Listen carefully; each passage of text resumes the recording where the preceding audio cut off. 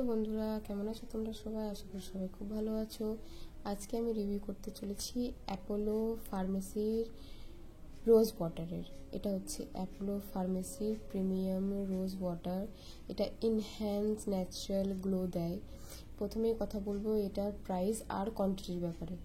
এটার কোয়ান্টিটি হচ্ছে 100 ml আর এটার প্রাইস হচ্ছে 50 রুপিস। আর এটা ক্লিনজার, ময়েশ্চারাইজার, টোনারেরও কাজ করে। এটা ডেলি ইউজের জন্য, সব স্কিন টাইপের জন্য ইউজ করতে পারো তোমরা।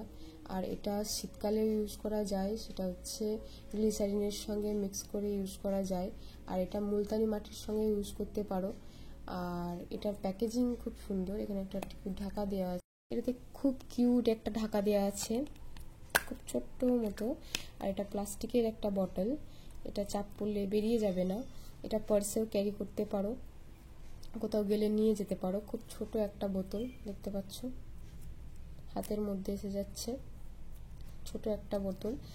তো রাত্রিরে শোয়ার আগে অবশ্যই ফেস ওয়াশ করে এটা লাগাবে। এটা খুব ভালো কাজ করে, ক্লিনজারেরও কাজ করে, ময়েশ্চারাইজারেরও কাজ করে, এটা টোনারেরও কাজ করে। অবশ্যই লাগাবে এটা।